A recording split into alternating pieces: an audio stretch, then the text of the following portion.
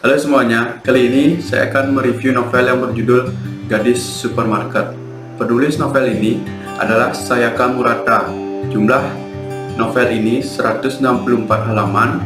Tanggal terbit novel ini tanggal 3 Agustus 2020. Penerbitnya adalah Gramedia Pustaka Utama.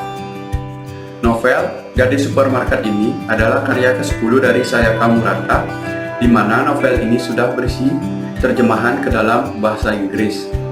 Novel ini menceritakan seseorang gadis yang bernama Keiko Furukura, di mana dia dianggap tidak normal di masa kecilnya. Di saat itu, Keiko bekerja keras meyakini orang-orang yang ada di sekitarnya bahwa dia telah salah menilai Keiko. Sayangnya, kerja keras Keiko tidak membuahkan hasil.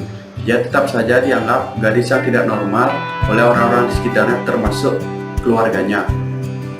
Selepas Keiko SMA dan kuliah, Keiko berhasil melalui masa-masa itu. Keiko adalah seseorang yang setia dengan prinsipnya, yang hanya berbicara seperlunya dan juga hanya berteman dengan dirinya sendiri. Hingga pada suatu hari, Keiko menemukan dunia lain, yaitu sebuah supermarket tempatnya bekerja sampai dengan paruh waktu. Supermarket secara perlahan mengajaknya masuk ke kehidupan yang dianggapnya normal kebanyakan orang.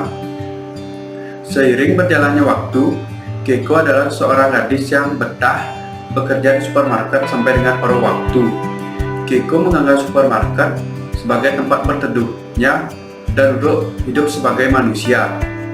Kini usia Keiko sudah 36 tahun, sedangkan gadis yang usianya 36 tahun seharusnya sudah menikah dan mempunyai anak, melainkan dengan Keiko yang hanya bekerja di supermarket, seakan-akan ia menghabiskan hidupnya hanya untuk supermarket.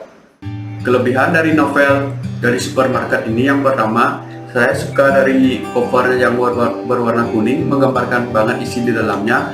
Yang kedua, saya suka penulis menceritakan seseorang yang bekerja di supermarket.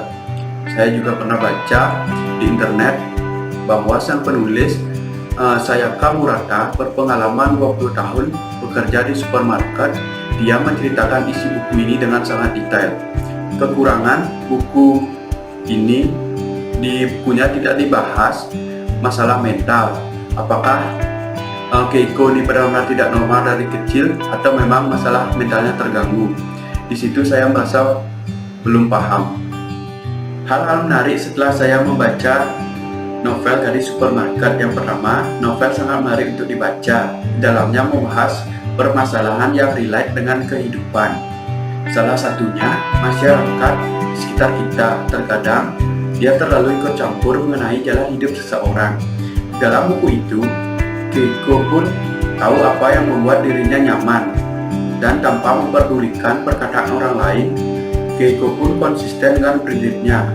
Selanjutnya, dampak personalnya, saya baru bisa menyadari bahwa hidup bermasyarakat kita harus memperhatikan hidup kita sendiri dan jangan terlalu memperhatikan hidup orang lain, terutama mengurusi hidup orang lain yang berkaitan dengan masalah personal.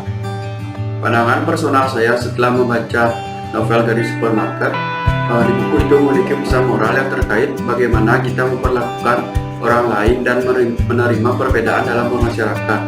Hargailah pendapat dan gaya hidup orang lain, dan mereka akan menghargaimu. Sekian review dari saya, terima kasih.